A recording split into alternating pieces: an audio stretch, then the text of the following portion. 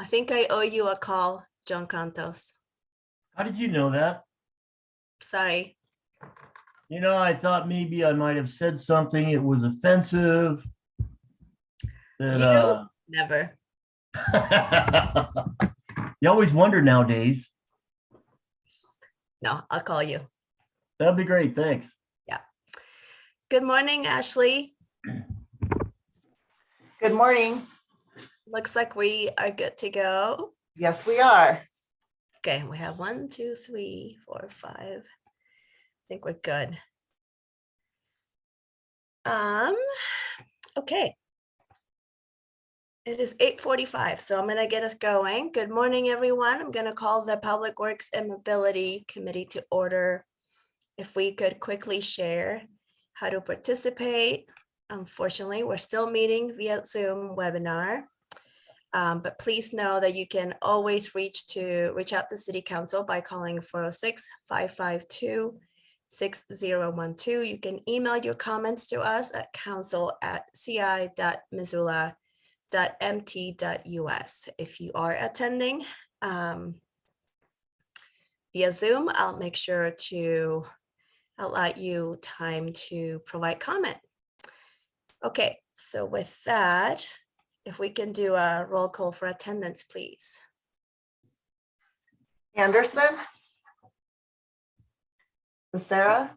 Present. Carlino. Contos. Here. Hess. Jones. Present. Jordan. Present. Nugent. Savage. Cheryl. Present. Vasika. Present. West. Okay, thank you. Thank you, Ashley. And we have minutes from May 25th to approve. Are there any changes to those minutes? Okay, seeing none, those will stand approved and it will be in our consent agenda. I'll do a quick check to see if we have anyone from the public who might want to provide public comment on items not on the agenda. Not seeing any. So with that, we will go to our first item of business, and that is a resolution amending the utility service area boundary, and Andy is here to present. Good morning, Andy. Good morning. Hi, I'm Andy Schultz. I'm the city engineer for utilities. Thanks for having me this early morning. Share my screen really quick. Hopefully you all are seeing this and I can kind of zoom in. This is a map that was included with the referral. So back in fall of 2020, we basically, City Council adopted the utility service area boundary, which was a combination, basically combining the wastewater service area and the water service area. And I'm here today. Since that's been adopted, we've had a few more administrative issues come up that we're hoping to clean up with this utility service area boundary. So we didn't evaluate other large tracks to include or anything. It's mostly just cleaning some stuff up, and I can kind of run through the four areas that we're looking at. So up here in kind of the upper end of Upper Miller Creek, we have this addition here. These are lots that are actually currently served by water. So those are, they should have been in the utility service area boundary, and those were just missed. So we're adding those. Down in here, this is Lower Miller Creek next to near the new school. There's an inset here. We took a little bit closer look with the floodplain, and we basically removed a section that had been included with that original boundary that's in the floodplain, and then are including some areas that are not in the floodplain that were left out. So basically when the boundary was originally drawn, it just wasn't very granular along the floodplain. And we do know that there is a development in the works here that will be trying to maximize the space. And so we need to catch that. If we zoom to the north, this is Circle H property out by Butler Creek. So it's on its own current private water system. There's another little subdivision that's connected to that Circle H system that's actually connected to our sewer already, but it's connected to the private water system. So that's already, that smaller portion's already in the utility service boundary. We're in talks with the Circle H developer and the manager of their water system to potentially connect to Missoula water system, and then Missoula Water would take over and manage that system. So since that's in the works, we just wanted to add that Circle H property into this utility service area boundary in anticipation of that going through. And then we have this tiny little slice of property that's looking to be developed here, and this is Lower Grant Creek, and there's a existing sewer that is adjacent to the parcel, so it makes sense to add it in there. So basically what this resolution would do is just add these 4 areas and then remove this small little sliver. So happy to take any questions. Thank you, Andy. Are there any questions from council members? Not seeing any. Anyone wants to make the motion so we can get this? It's a lot of, it's cleanup mostly that we need to do, nothing new to include. Amber. Yeah, thanks. This seems pretty straightforward. I'd be happy to make the recommended motion. Great. Thank you. We have a motion on the floor. Still no public to provide public comment on it. So with that, we will take a roll call vote, please, Ashley. Becerra, Yes. Carlino, Yes. Contos, Yes. Jones, Yes. Jordan, Yes. Cheryl, Yes. Basika. Yes. Okay, that is 7 yeses and 0 nos. West is present, and I vote yes. Okay, thank you. Savage is also present and I vote yes. Okay, So that's 9, I think. yes. Okay. Thank you so much. So that will be on our consent agenda. Thanks, Andy. Yeah, thank you. And so we will note that West and Savage are present for the record. Our next item on the agenda is the Stormwater Utility Operations and Environmental Compliance. It's a presentation. And Tracy, will you be doing this or Mackenzie? Yes, I will be doing the presentation about the utility, and then Mackenzie has another presentation for approval of a grant. Great. Okay. So go ahead. Good morning. All right, good morning. Thank you. I'm going to start my slideshow here and see if I can share. Let's see.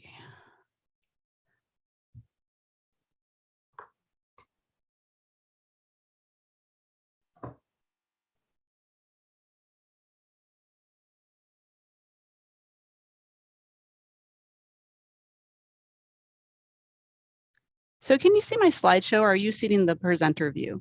No, we're seeing the slideshow. Oh, perfect. Okay. So thank you, everybody. My name is Tracy Campbell, and I am the superintendent for the City of Missoula Stormwater Utility.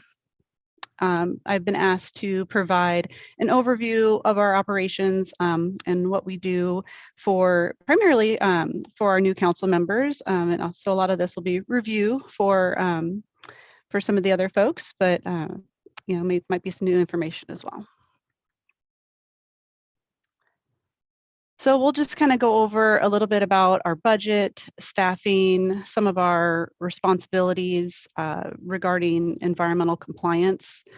What is the MS4 permit, describing what that is, what is our stormwater system, everything that we are responsible for within the city, and how we discharge a lot of our stormwater to the aquifer and maybe the implications for sustainability of that practice.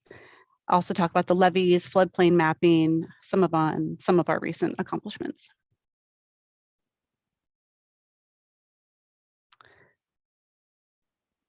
So like the other utilities, we are an enterprise fund. So we don't rely on the general fund for our budget. We have stormwater rates. These rates were established in 2020, and they're based on what we call average daily trips, which is a calculation provided by the Institute of Transportation Engineers via their trip generation manual. It's an international document. So we have two fixed rates being operations and maintenance for everybody that receives a water bill or wastewater bill, utility bill. The stormwater charge is on there as well. So we have 2123 annually for operations and maintenance. Then we add in a regulatory compliance fee of 2965.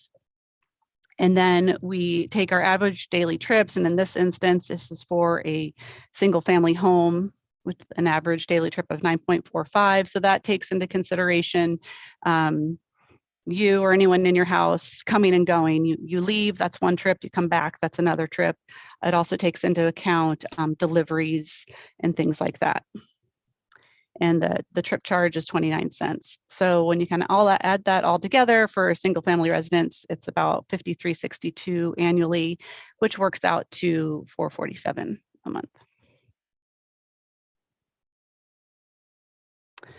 Our revenue in fiscal year 21 was approximately 1.2 million, and we spent about 1.9 million. So we spent more than we brought in, primarily due to capital investments. It's similar to other utilities. You know, our rates are just not sufficient to fund capital projects. So we primarily rely on loans for those projects.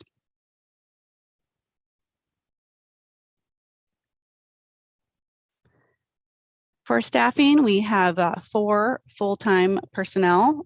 There's myself. I oversee operations and compliance. We have a program specialist, Marie Noland. She handles maintenance responsibilities, coordinates primarily with our streets and wastewater divisions who help a lot.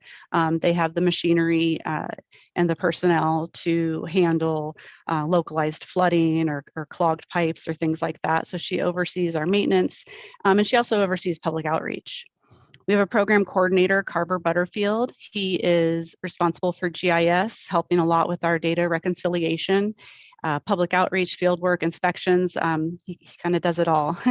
And we also are hosting a Big Sky Watershed Corps member this year, Mackenzie Teenan. So her primary responsibilities are public outreach and also helping with our GIS. So we also coordinate a lot with our streets division, and there are 2 full-time staff members that work out of the streets department, and they work for stormwater. So we have a transfer of funds to streets annually to pay for 2 workers for 9 months out of the year, and they operate a vac truck to clean out, primarily cleaning out dry wells and things like that. We also work a lot with our wastewater division, and they also have the machinery and personnel to help excavate, pump things out and things like that. And recently our team was presented with an award from the Montana Department of Environmental Quality for our outstanding work. So our regulatory responsibilities, we have our mission statement is that we are committed to protecting public health and safety, natural resources, waterways, and our aquifer while meeting or exceeding state and federal environmental quality regulations. So that really was one of the main drivers for the creation of the utility, was regulatory to compliance, and to have one division that was identified as being responsible for the stormwater system. Before, it was kind of shared among different divisions. Streets helped a little bit, wastewater helped a little bit, parks did some. And then as you know, our permit came down from DEQ, it was really evident that we needed to create one utility in charge of everything.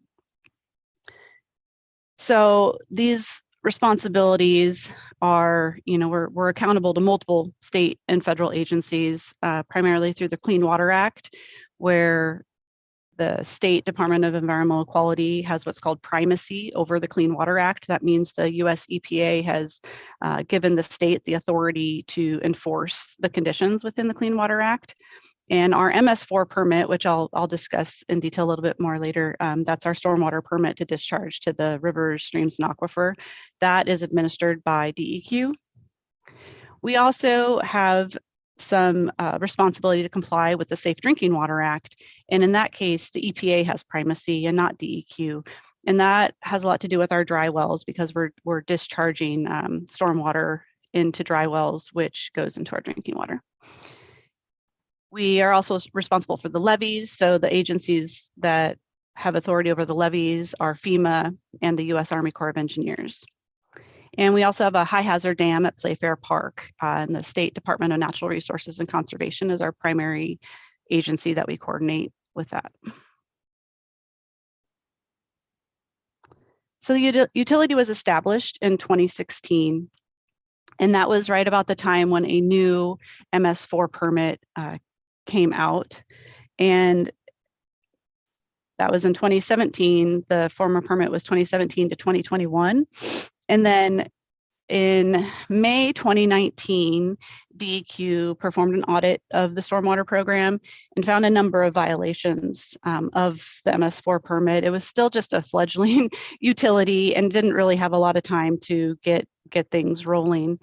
So and I'll say I was hired after the audit, so that wasn't my deal.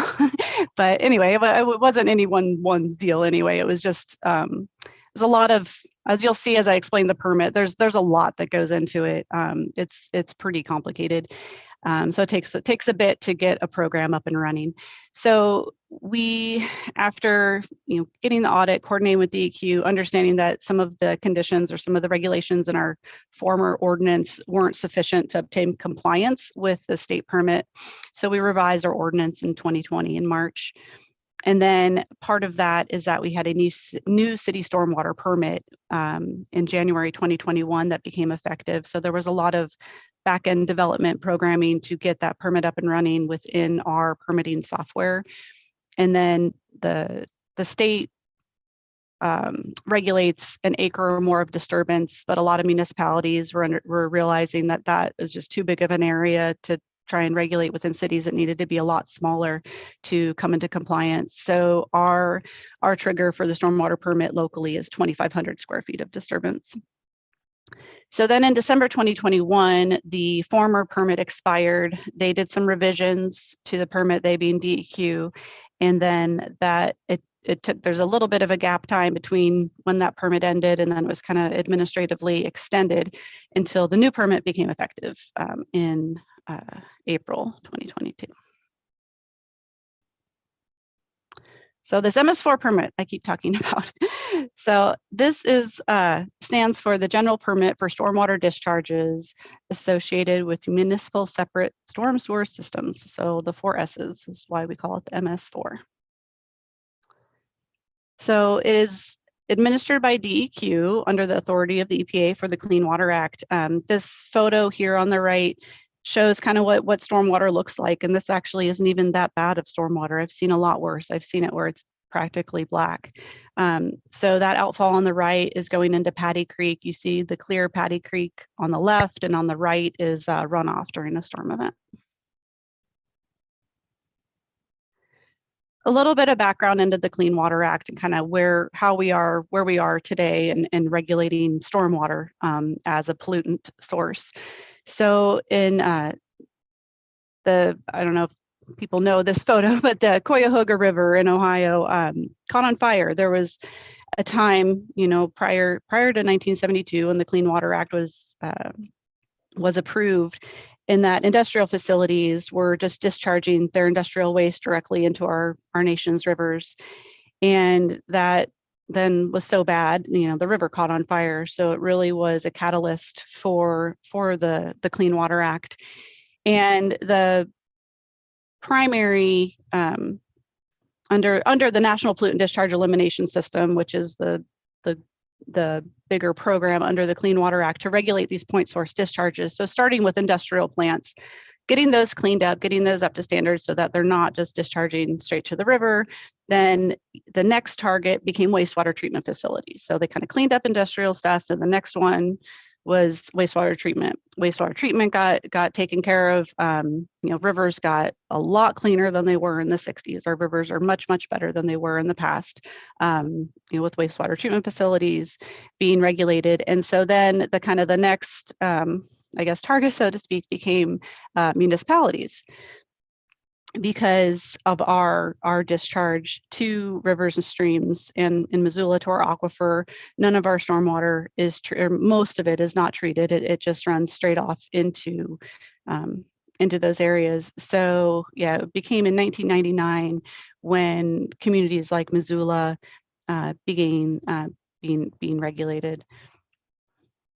And the photo on the left here, I'm standing at the bottom of the Broadway and Whippoorwill outfall, which shows severe erosion and down cutting there, and then just bottles of clean water versus stormwater that we sample. One of the things that we're really trying to do a lot of outreach about, and really the purpose of regulating stormwater in the United States, is that it's all about non-point source pollution, stormwater runoff being the #1 cause of water pollution in Montana and across the US. So it's a challenge because, you have a lot of people say, okay, well, if I'm just going to, dump this little thing of paint in the drain, what's the big deal? Well, right, that one little, can of paint or whatever it might be isn't a big deal. But when you have thousands or millions of people doing those things, it's that cumulative effect of all those little actions that add up to degrade our water quality. So there's lots of different things, with excess nutrients from lawns, gardens, motor oil, transmission fluid, anything that, leaks on the streets ends up in the water. Pet waste issues, any kind of, sand, ice melt chemicals, again, any, lawn runoff, and just erosion and sediment. One of the things that, sediment is a problem in and of itself because it degrades our infrastructure, it clogs things, it has to be removed. So as far as maintenance goes, it's bad for maintenance, right? We don't want a bunch of dirt in the pipes, and certainly we don't want that dirt in the river because excess sediment can just upset ecological balance, macroinvertebrates, fisheries, and things like that. The other thing with sediment is that it picks up whatever it comes into contact with. So it's a carrier of more pollutants. So it's not just, because we get a lot of that, within the construction industry. Why are you regulating dirt? It's just dirt. Well, it is, but, it does pick up the pollutants as it goes into the system, and then it carries those into the streams. And last but not least, of course, we've got plastics and garbage that we have to deal with. So within the MS4 permit, there's a number of conditions that we're responsible for implementing to have a compliant stormwater program. So we must develop a stormwater management team and implement 6 minimum control measures. 1 and 2 are public outreach, 3 illicit discharge detection and elimination, construction site stormwater management, post-construction stormwater management, pollution prevention, good housekeeping for city operations, and training. We're also required to train employees. We do sampling, and we also do sampling and monitoring of selected outfalls. So for our public outreach component, the #1 misconception we get a lot is that stormwater is treated before it enters the river. People think it goes to the wastewater treatment facility, and it doesn't. It goes straight to rivers, streams, and aquifer.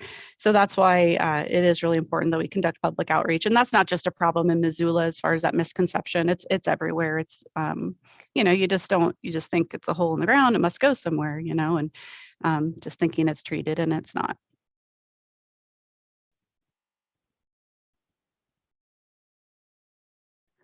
So some of our public outreach events that we do tabling events, like we did Earth Day. That photo on the top right is at Earth Day at UM. We've also have a table at the Clark Fork River Market where we use a groundwater model to demonstrate how stormwater can affect water quality.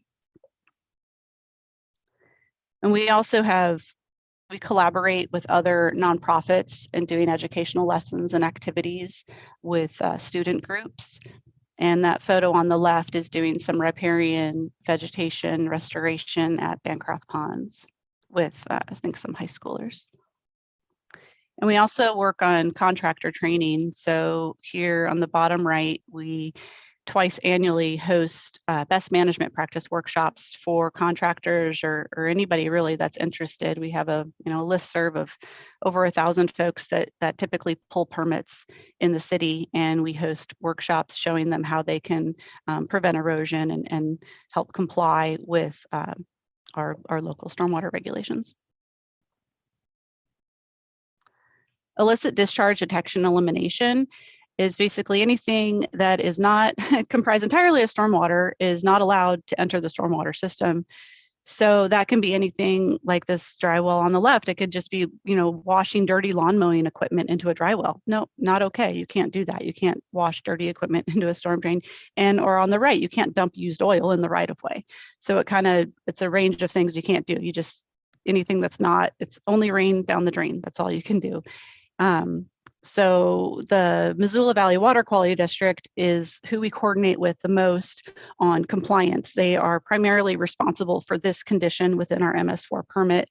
So if we see things like this, there's an online reporting form that we'll use to report things, and we have a link on our website to direct folks, and then we just coordinate with water quality for reporting to DEQ on those things. Construction site stormwater management has been a big one for us because it really wasn't very well regulated up until a couple of years ago. So what construction site stormwater management is, it relies on temporary best management practices or BMPs to manage stormwater on site and to prevent any sediment-laden discharge from leaving the site. So we've made a ton of progress in that we have a new permit where we are regulating smaller areas of disturbance, but it still is a new process. So, folks are still learning. So in this instance here, we have these are track pads called FODs that help to remove debris from tires as trucks and equipment are coming and going from a site. And so that's great. Step one, you've got them there, great, but you have to maintain them. So in this instance, they're not maintained. They need to be cleaned off to be able to function appropriately. So we're still kind of making progress with construction site stormwater management. And then still sites that disturb an acre or more have to have state coverage as well under the state construction general permit. Our post-construction stormwater management is anything that is permanent BMPs, permanent best management practices that remain in place after construction's complete. It includes our gray infrastructure like inlets, pipes, but also can include green infrastructure like bioswales and detention basins and green roofs.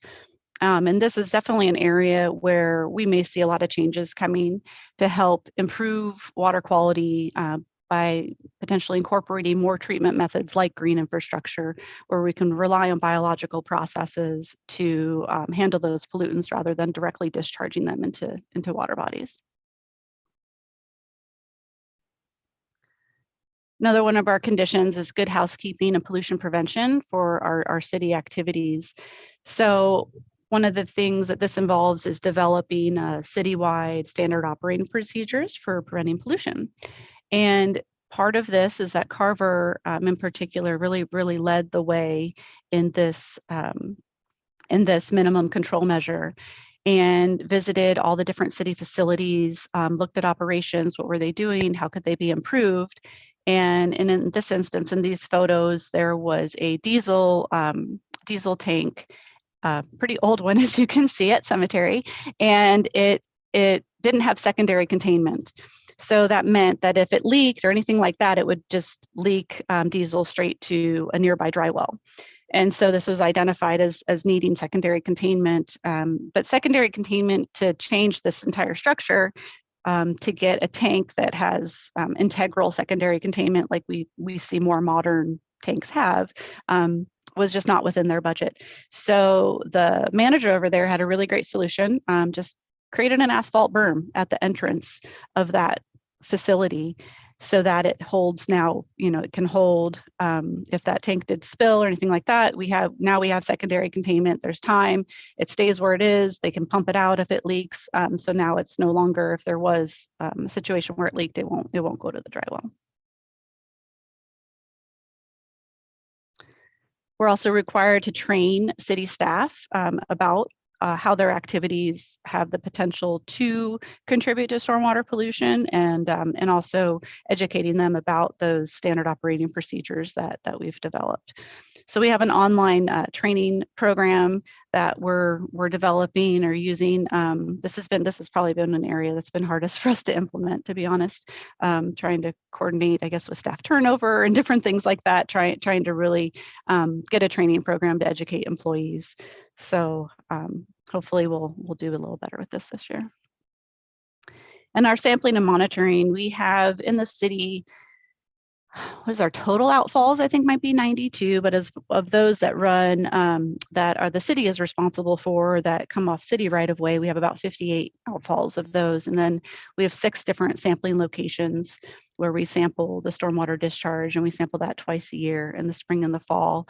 And there's multiple different parameters that we're looking at. We're looking at nutrients, pH, temperature, oil, grease. We have metals, particular our Clark Fork sites. We have to sample for metals because those have established what they're called total maximum daily loads by DEQ, that we have to sample for other things like that. And then we've actually added E. coli and total coliform to some of our Clark Fork samples, just based on recreation in the area. And we know that Caris Park outfall at Brennan's Wave had some historical high E. coli at some point in time. And so we like to kind of continue to monitor that.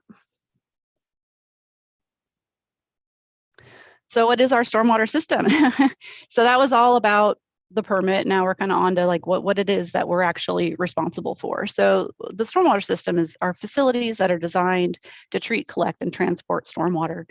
So within the city, we have about 1,500 city-owned and managed inlets.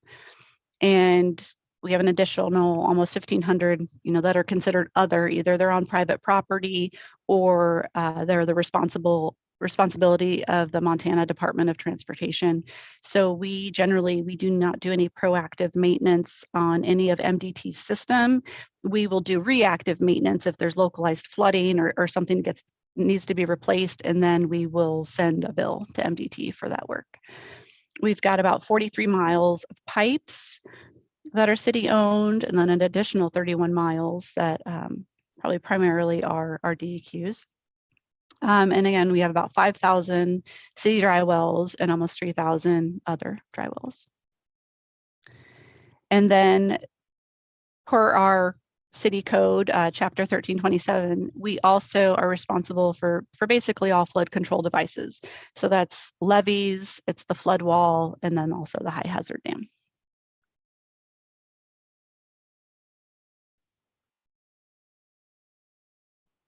For maintenance, these facilities have to be routinely inspected and maintained to function as designed. So our maintenance responsibilities are rather varied. We have a vac truck that operates out of streets, and they vacuum out the dry wells, replacing dry wells when they no longer function. If they've had accumulated sediment and debris in them over time, they just will no longer drain anymore.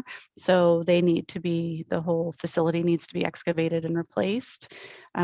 Jetting pipes, cleaning out our storm separators, which are our concrete, basically like a concrete vault device that uses swirling action to remove hydrocarbons and debris. So those need to be cleaned out so that they can continue to function. And just responding to citizen complaints as well is definitely high on our list. So our primary, responsibility is really to move water off the roads, protect properties from flooding. In spring 2021, we began using field maps to digitally track maintenance.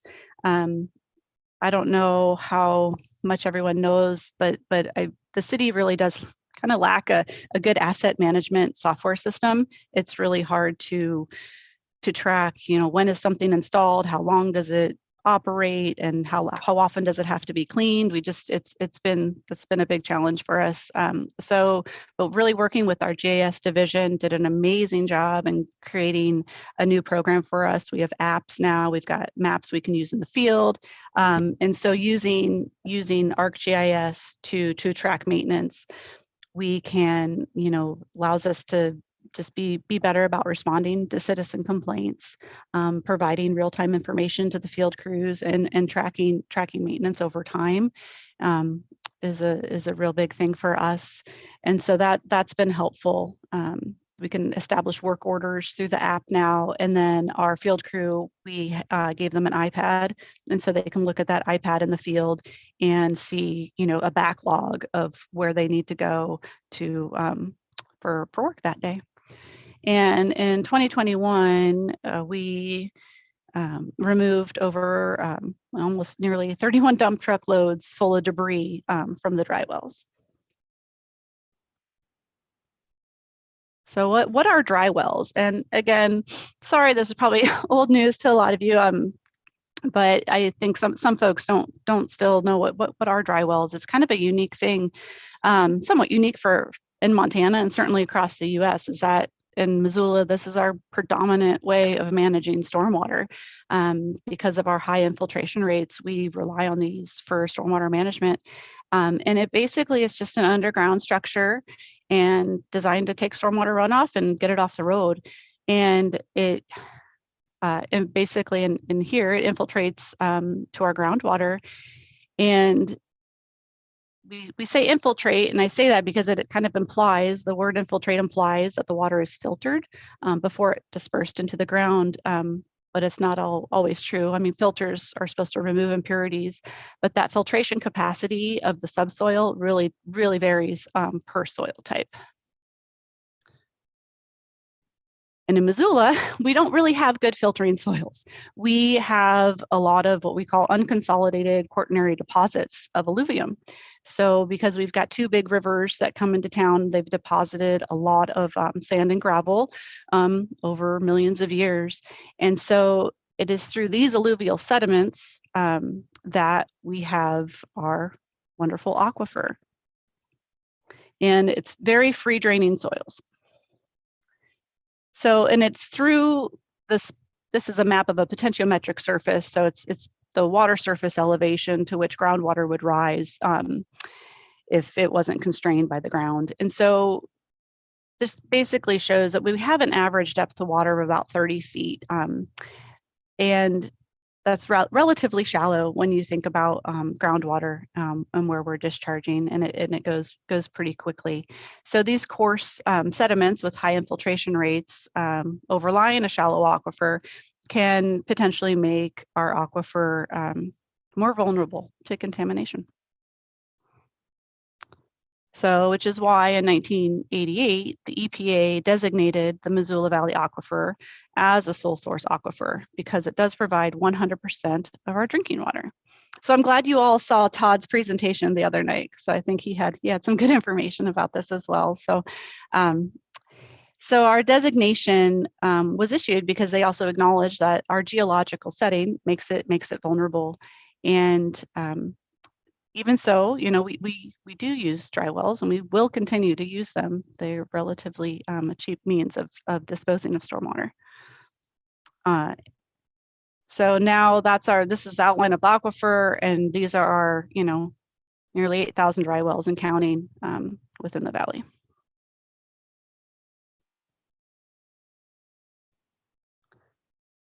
So one of the questions we look at is what is the sustainability of infiltrating without pretreatment? In other areas with aquifers and dry wells, there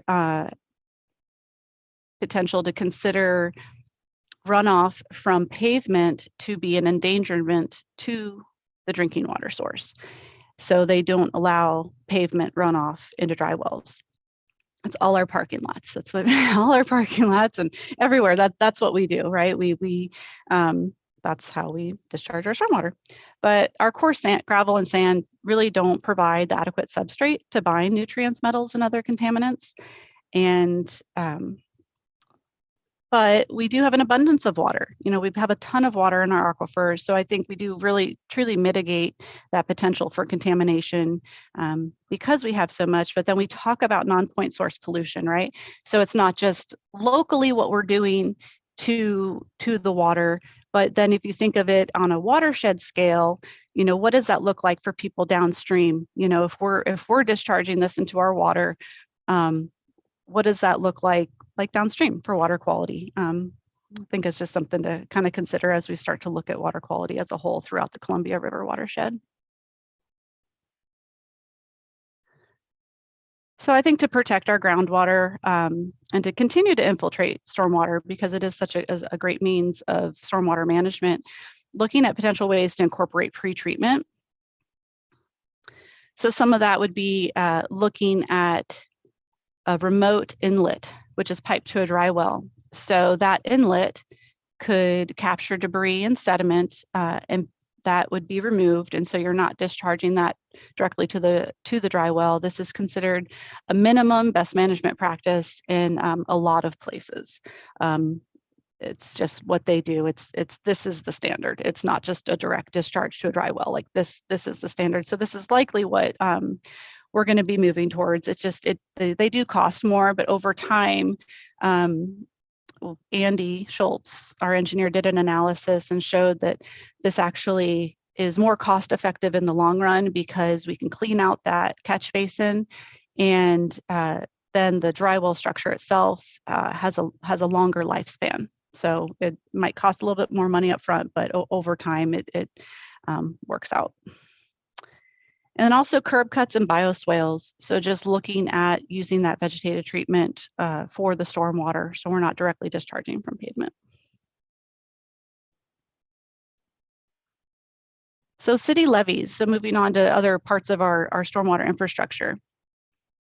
So we have 4 accredited levies, which are sponsored locally by the city. We have our Clark Fork levies, and those are actually federal levies. They were built and funded by the U.S. Army Corps of Engineers. And then we have 2 local levies, Grant Creek and Patty Creek. We'll go over a little bit about our maintenance requirements and the certification needed for those levies. So what are accredited levies?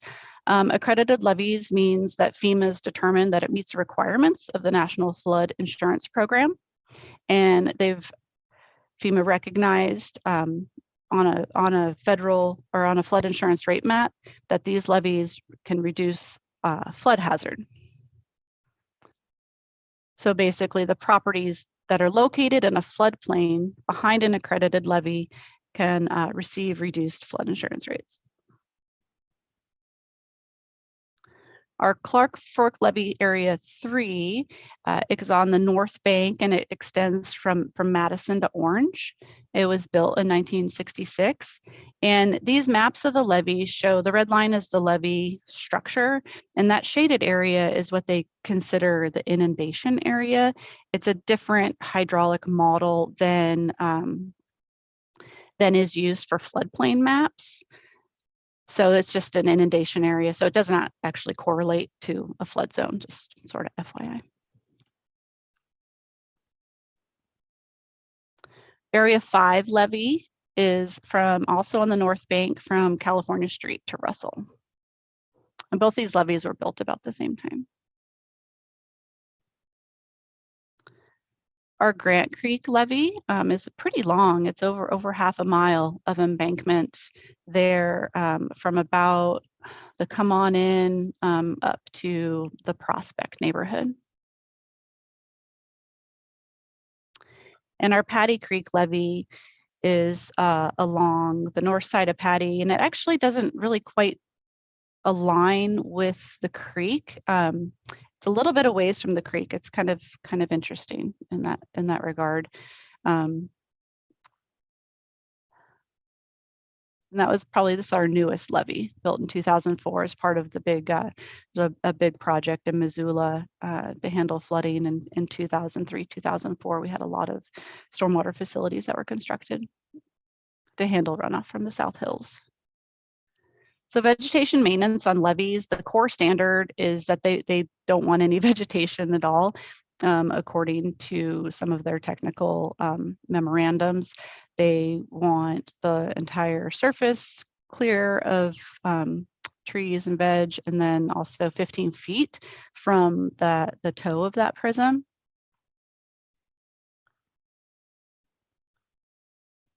So these are pictures. The left is a levee 5, that's California Street Bridge in the background.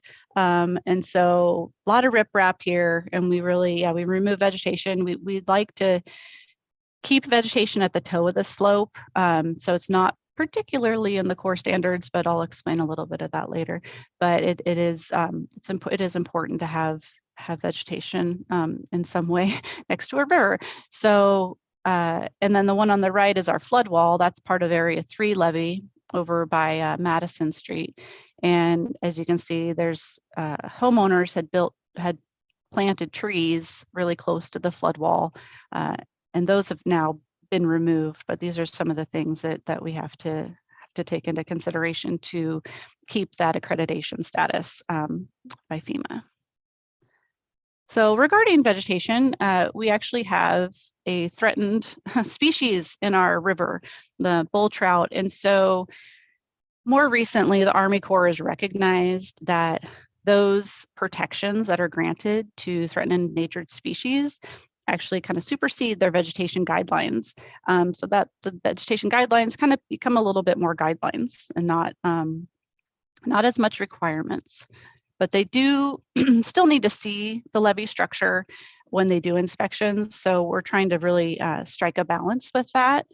And even based on our 1968 O&M Operation and Maintenance Manual for the levees, it actually says that the growth of willows and brush should be encouraged on the slopes. So I've really kind of taken that information and run with it. So our long-term goal for our levees is to remove all non-native vegetation. We don't want invasive species for a number of reasons, and we don't want cottonwoods. So some of the non-native vegetation that we see on the levees, like Siberian elms, Norway maples, cottonwoods, are really large diameter trees that can cause a lot of bank instability when they fall. They can fall and then tear out the riprap and degrade the slopes. So it is important that we remove large diameter species, but we really do want to try and transition the slopes to more of a native shrub cover, where our diameter of those shrubs, each stem is less than 4 inches, and it can provide that stability. It can provide habitat.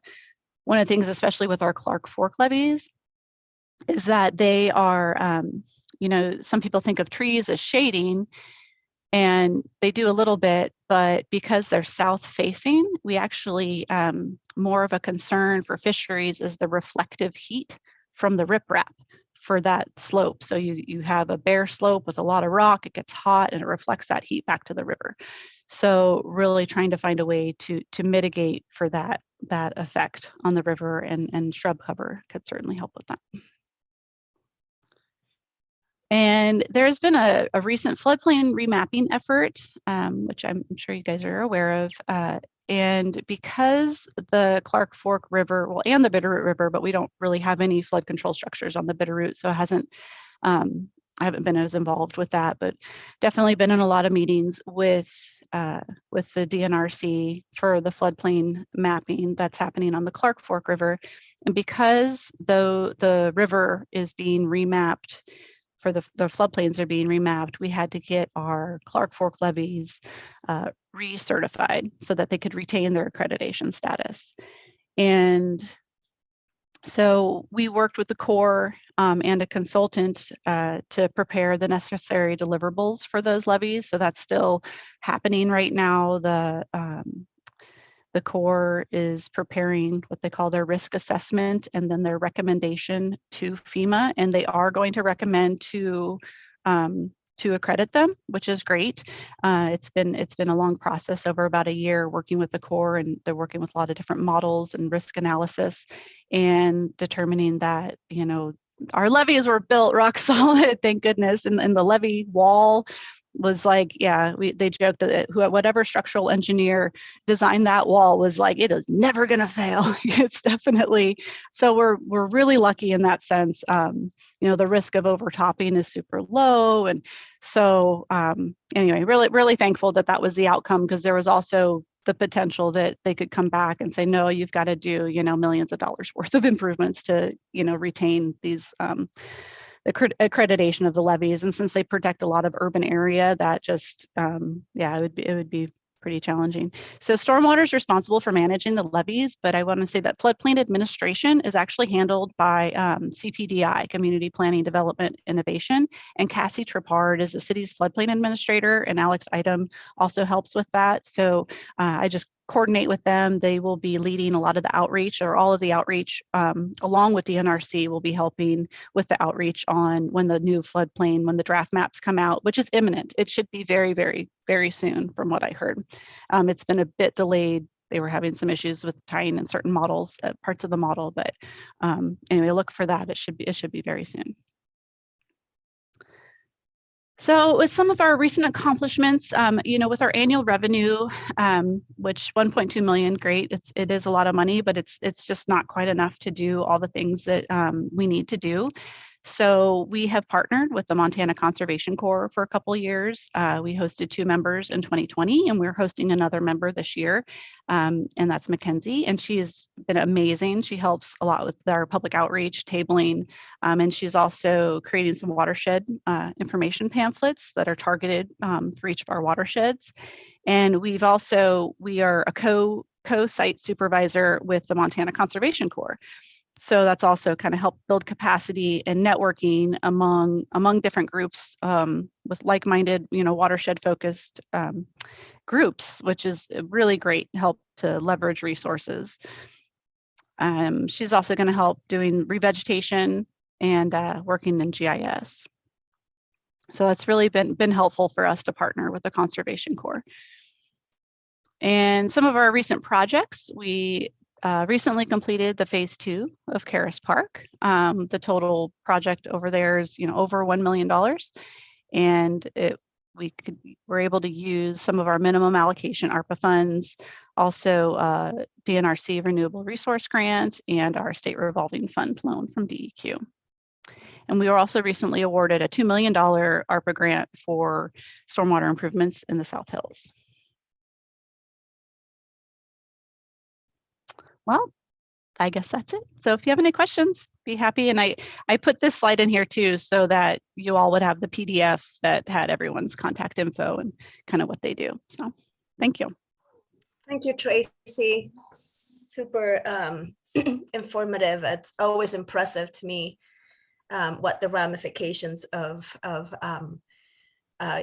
everything that you oversee and everything that happens in public works, and how that sometimes we don't realize how it's all very interconnected. So I really appreciate the information and the presentation. I see two hands up, Heidi and then Amber. First of all, thank you. That was an amazing presentation, and I'm impressed with how much has gotten done with a really young utility. I had a couple of questions just for clarification. Those 8,000 dry wells, that map you showed, that was public property and private property dry wells. Like that's the whole system, right? It is, and it's as many as we've inventoried. We haven't inventoried a lot. So probably most of those would be MDT and city with some private. So a lot of the parking lots and private facilities aren't in our database yet.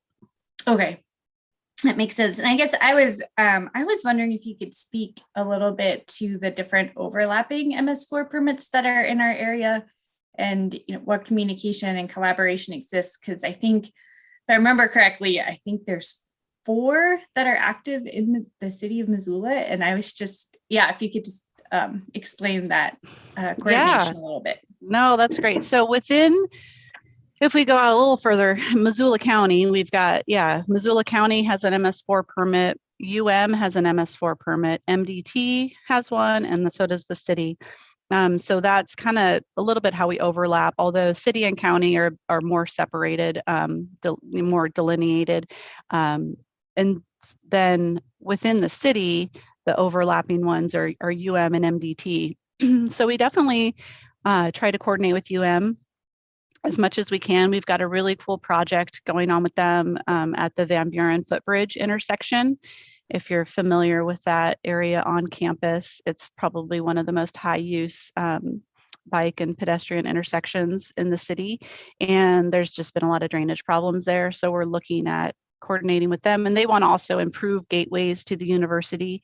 So we're developing a project that would be like a low impact development or green infrastructure project. So a good demonstration area, because that's been one of the what they call a barrier to implementing some of these newer technologies for Montana, is that we don't have good demonstration areas.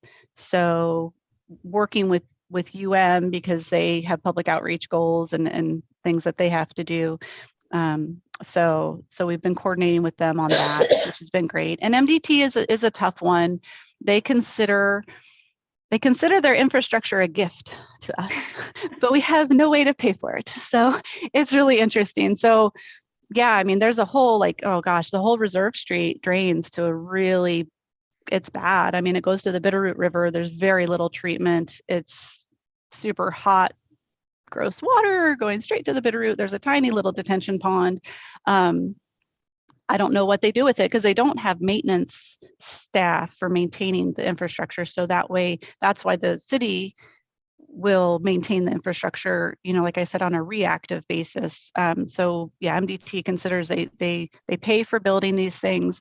When I've talked to MDT, this is what they have said. They would like us just to take it over, but it's really hard because our rate is based on what our city has, and it's not, it's basically almost doubled. And if we took over their infrastructure and tried to get theirs into compliance. So it's a bigger conversation with MDT. But I did hear they are going to hire an MS4 program coordinator, and they haven't. It's weird. I mean, they're operating under an older permit where they consider everybody a co-permittee, but no one's a co-permittee with them, but they think they are one with us, and it's not true. But we have some good contacts there. I definitely have had really good conversations with folks. And it's my understanding that they are trying. They know they're going to be not a co-permittee anymore. They understand they're going to have their own permit. So that's why they put in their budget request to get a program coordinator to help with that. Can I have one more comment, Mirta? And I also just wanted to thank you for getting, I know getting those levies recertified is a really heavy lift. And I really appreciate all the work that's gone on to make that happen. I think, I don't remember when we had the presentation that looked at the value of property that's behind these levies, and there are significant affordable housing developments behind some of these levies. And if we lost this certification, everyone pretty much would be subject to flood insurance, which is incredibly expensive and would take, it would make all of those affordable units unaffordable. So I think it's a huge community value. And I also really appreciate your guys' Instagram account. It's a really great way of educating the public about stormwater issues and the importance of keeping our waters clean. So thanks. Thank you. Thanks, Heidi. Amber, and then John. Yeah, thanks. And actually, one of my comments was around the levies and how much property they protect. And it is always shocking to me. And I don't remember what that number was, Heidi, but I was thinking about that during the presentation. So I too appreciate the recertification efforts. And I know that does a lot for our community. This was a very information-packed presentation. So I hope that if I asked something you said, I apologize. A couple of comments too is that stormwater is really gross. And I'm reminded of that whenever I see these presentations, and the idea of that black water going into our river just kills me. Also, I'm from the Midwest, so I recognize that picture of the river running through Cleveland, and kind of just how shocking that was to everyone and how big of a deal that was to Cleveland. I am one of the people that actually thought that shade was the biggest issue around water temperatures. So I was writing this question, as you said, and then you said, some people think shade. I'm like, oh, wait, that's not my question. But anyway, so I appreciate the comment around shade versus reflective heat, because honestly, I did not know that. I always think about shade and revegetation, which includes kind of shading the rivers. I guess my question then is, where are we on the revegetation, whether we're even if just revegetating those slopes that, you know, are creating the reflective heat for the river? And then I have one more, if that's okay, Mirta. Yeah, no, that's a good question. We tried to, last summer we did a restoration or revegetation effort on Levee 5. I think maybe about 100 feet of bank. We planted over 100, a lot. We really tried to get stuff to establish. And then we had like 2 weeks of like 95 plus weather. And even with supplementary watering, a lot of them just didn't make it. And I think also because the riprap, there's just not a lot of organic matter for them to become established. So that was a little bit of a learning effort there. And so right now we really want to encourage stuff at the toe of the slope and really leaving a lot of those willows, which I think can help somewhat. One of the cool things that's going to happen with Levee 5, there's about 300 feet of bank from California Street downstream to about where that Flynn Lowney daylights. And it's been eroded. There's, just different flood events and the way the hydraulics are at that point in the river. There's been displaced riprap and erosion. So the Army Corps is going to rehabilitate or rebuild that section of the levee. It might happen this summer. It might happen next summer. It's been a little bit of a process with getting that whole program going, but they are paying for 100% of that work, which is really cool. And part of that is actually they are going to cover the riprap with a foot of topsoil and seed it. So we will have a soft bank, which I'm really excited to see and hope that does work, because it potentially could be a model for restoring the rest of the levees. That's kind of what's needed. We need more organic matter for shrubs and vegetation to establish in that riprap. I'll be really interested to see having you come back and tell us how that's going. That would be a great presentation in the future, especially if it does become a good model.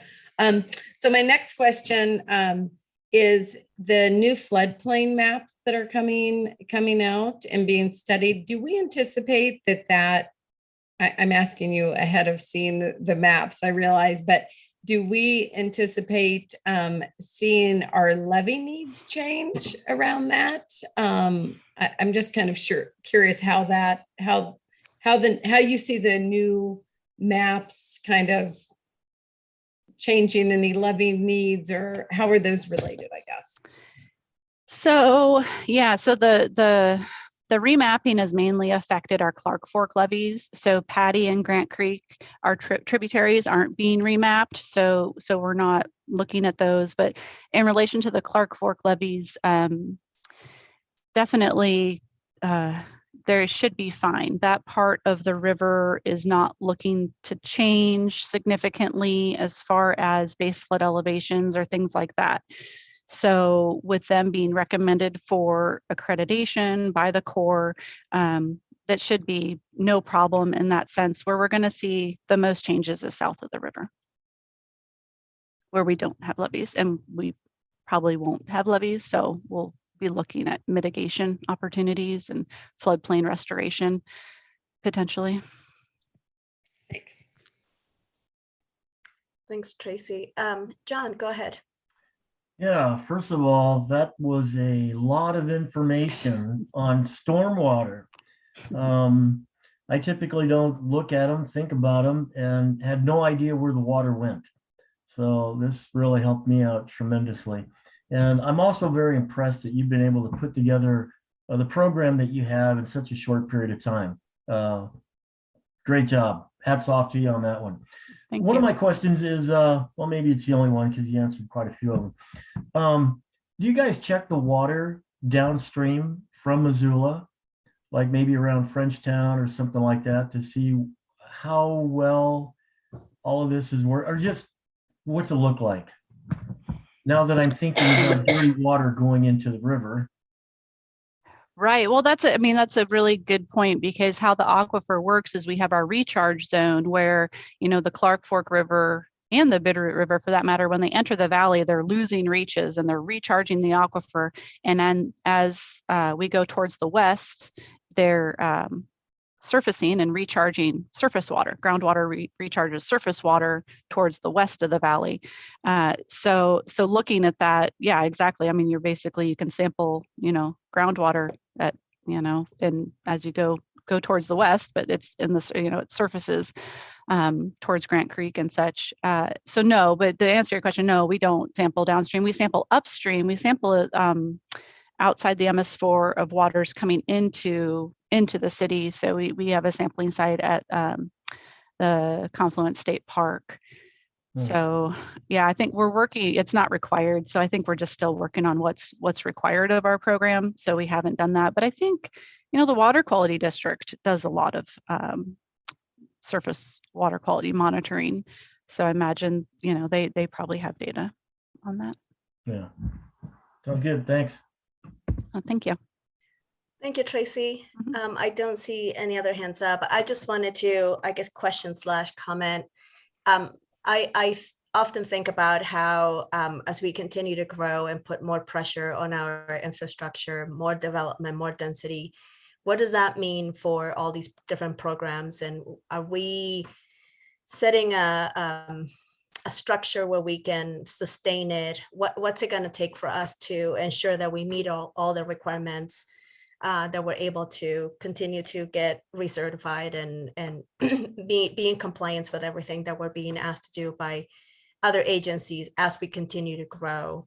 And then also curious to know, I remember in planning school, we learned about watershed planning and how watersheds were used as a foundation for a lot of even zoning and land use planning efforts. And as we embark on a large scale zoning, it would be really interesting and I think important for that effort to include a look at watersheds and watershed management in a comprehensive way, not just at different sections of the valley. But just wondering if you have any thoughts on how we can better integrate this work with what needs to happen in terms of land use in the future. Yeah, I think, that all obviously very good points. I think with the first one, something that sort of I've thought of recently, I don't know if it's the right thing to say or not, but we pay a lot of money to take resources and somewhat maybe harm the planet. We need to start paying to protect it. We need to start paying to be resilient and to be sustainable. So that's what it's gonna take. It's gonna cost more. It's gonna cost more to build bioswales. It's gonna cost more to maintain them. Potentially. So I think that's a little. It's hard for folks though, because development, and also green infrastructure takes away from developable land. And so I think we just have to figure out, compromises to for that. So I think that unfortunately it's kind of hard. It's gonna take a little bit of money to get where we need to be. We're gonna have to pay to protect our resources instead of just taking them for granted. And then as far as the watershed-based planning is an excellent idea. Right now we have a grant application we got a grant to pay for grant application, which is great. So our grant application is for another renewable resource grant, which is a $125,000 grant from the DNRC. And that would be to pay for a watershed-based stormwater facility plan. So that would be looking at each of our watersheds and what is needed in those watersheds to protect water quality, because they are kind of different. They have different influences. We look at our Patty Creek watershed, and it's really a lot of urbanization, a lot of residential development, but then you look at something like Rattlesnake and you still have a lot of wilderness, and you have different influences in each of those. So I guess that's part of my hope, is that if we hopefully will get, if we get funded for that study, that another plan, then that data then could be used to help inform development decisions and what's needed in a watershed. If we already know we have a lot of influence with certain pollutant runoff in a watershed, what kind of, I guess it would be conditions on development or standards for how they manage water. Yeah, I think that's a great idea. Well, thank you so much. This was super informative and really helpful. Lots of food for thought, for sure. All right. Yeah. Thank you so much. Okay. And our next item is, let me get to the right, to accept the grant funds from Montana Watershed Coordination Council for the Paddy Creek Restoration Project. And I believe this is Mackenzie. Are you presenting? I am presenting, yeah. Great. Hold on one second.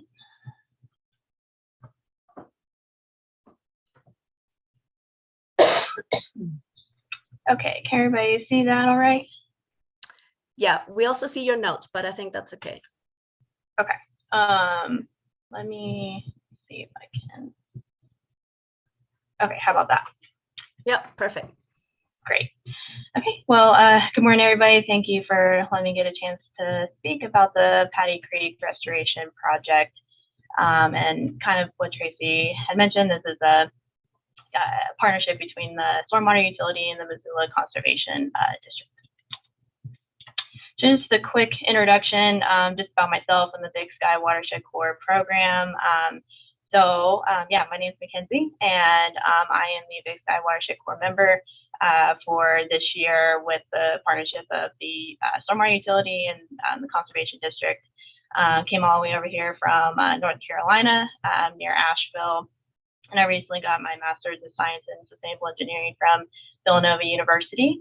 So the Big Sky Watershed Corps program, in a nutshell, it is a grant-funded program from AmeriCorps, so that's the parent entity, and then below that is Montana Conservation Corps, and them in itself are a little bit more focused on trail crews and trail maintenance, but then when partnered with the Montana Watershed Coordination Council and the Montana Association of Conservation Districts, those three entities support this Big Sky Watershed Corps program. So it's environmental conservation focus along with watershed water quality health, and then also bridging that connection with agriculture and private landowners.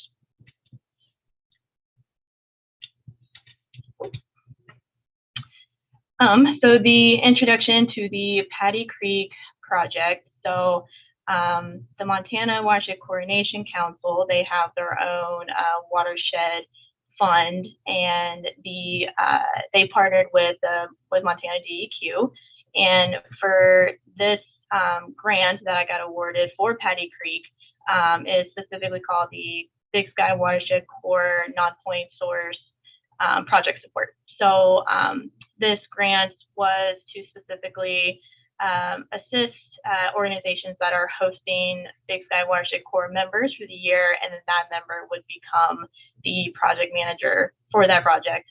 And it had to, the project in itself had to address non-point source pollution reduction projects, and also had to be part of the Montana 2020 list of impaired waters, and to have a watershed restoration plan. So all of those had to be prerequisites in order to be awarded for the project.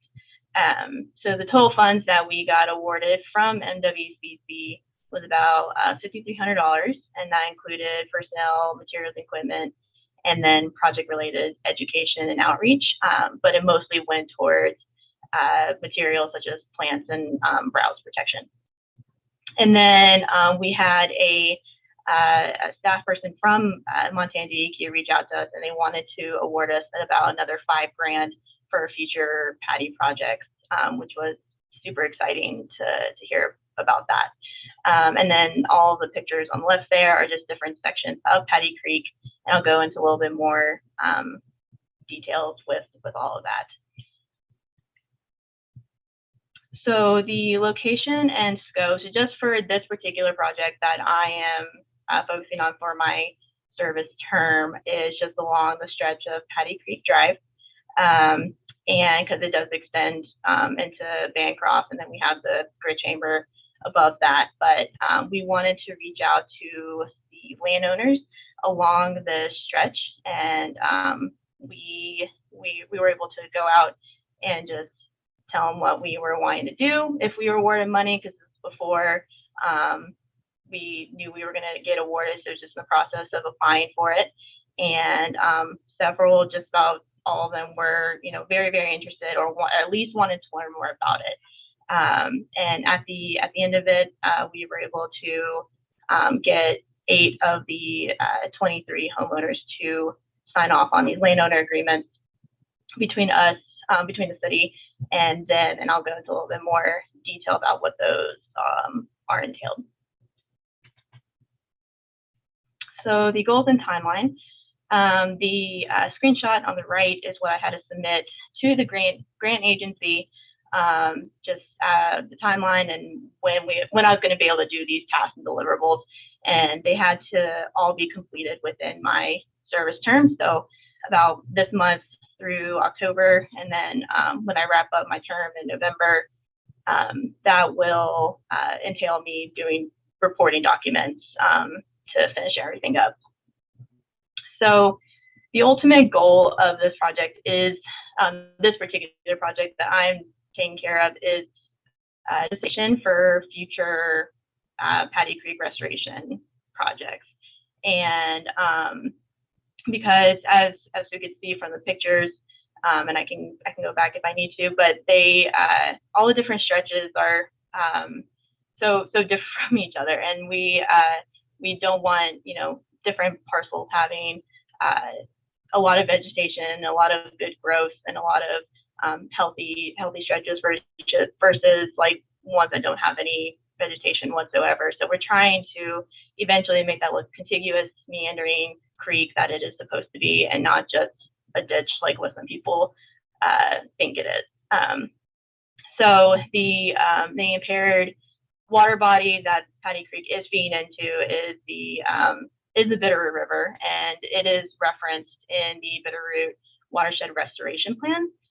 And within that restoration plan, it mentions the 3 different pollutions that includes alterations in streamside and littoral vegetative covers, sedimentation, and temperature. And this is all because of residential development. So through revegetation, we are, like many of you would probably assume, we are wanting to use it for better bank stabilization, being able to uptake more nutrients.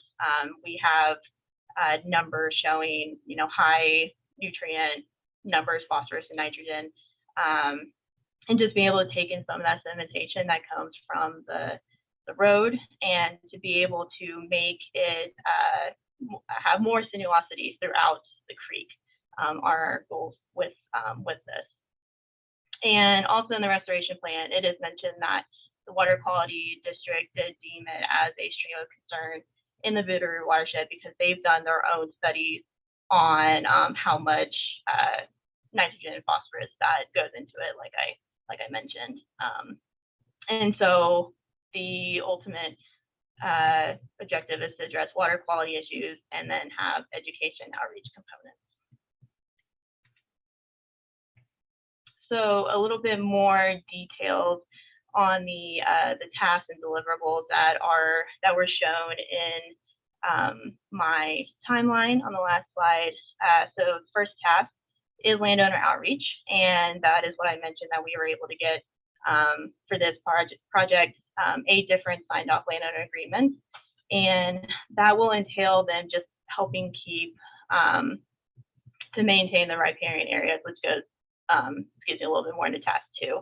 But the landowner outreach, that is through pamphlets, public meeting that we are going to have. At least one public meeting will be led by us to educate those in the public, and then these healthy riparian guidebooks that the conservation district were able to help us hand out, just for general knowledge. You know, what is a riparian area? The Patty Creek is a riparian area, and a lot of people don't realize that. So that's been a great way to educate as well. And I myself, along with my team, we were able to create these Patty Creek pamphlets that we'll be handing out to public meeting as well, which goes into more detail about just more connection between conservation and stormwater, and how Patty Creek is able to help with those things. So drafting and finalizing landowner agreements. 8 agreements were signed off to help maintain the riparian areas, meaning just to not mow up to the creek, which is a huge issue. Even along the Elm and Lester Park areas, I've personally seen the city workers mowing up to the riparian, or right up to the creek, and obviously we don't want that to happen. So we have that, and then just keeping weeds out and pruning the plants when they get a little too big. And so that's basically all we're asking them to do. We're taking care of everything else. Assessing baseline ecological conditions. So this is where the Conservation District is helping me out. We are going to be doing the USDA NRCS riparian assessment, which we're going to look at all the different stretches of Patty Creek, looking at stabilization, looking at vegetation, vegetative cover, and just saying whether they're based on a numeric scale, sustainable, not sustainable, and that will be a result from the numbers that we get from that scale. And we'll also be collecting and mapping the footbridges that cross the creek, which is another huge factor in stabilization issues. And just to have that in our infrastructure database.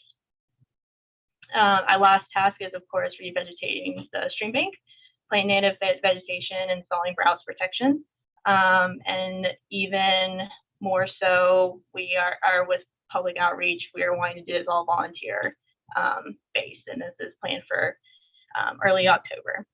So overall goal is to really have obviously revegetation, but we want to make sure that these landowners are personally invested in this project, or it won't. We won't have. It will be very difficult to have future Patty projects, and Tracy has been pretty persistent on just starting with this as well. So I'm just glad that we were able to get things going with this grant, and I'm hoping to keep going. But we can't do that without people understanding why it's important, and their investments. And let's see, I think that is it. Yeah. So if you guys have any questions, I thank you for letting me present. Thank you, Mackenzie. This is great news. Heidi, go ahead. This looks like a really exciting project. I have, I think, 2 questions. My first question is if the landowner agreements, do those stay in place if somebody sells it so that the new owner is aware of it? Yeah, so there is a section in the landowner agreement that talks about the transfer of property owners. Okay. Yeah, perfect. we had to take care of all that. Awesome. And then my second question is just a request to be on your list to be notified when this volunteer planting is taking place. So I can rope my kids into doing it, basically. Yeah, so absolutely. Thanks. Great. I was gonna suggest that maybe a presentation or collaboration with the neighborhood council for this area. I'm not sure which one it is, but if you haven't already, it might be worth it to get them aware of this and get some support and buy-in from them. I always Yeah, think it- I know Tracy, when we sent out kind of an email about the public meeting that we are leading, and we did include them on that email, but I would love to also, do a, presentation specifically for them as well. Great. Amber.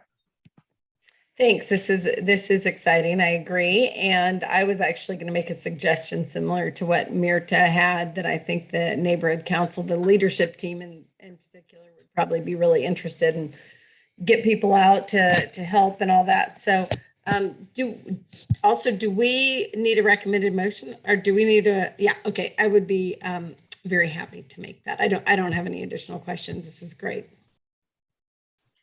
Great.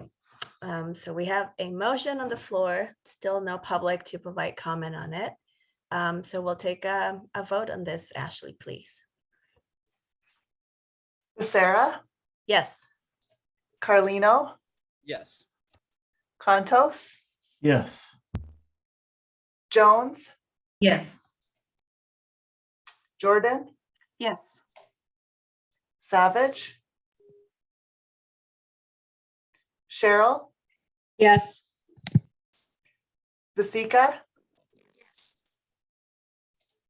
West. Yes.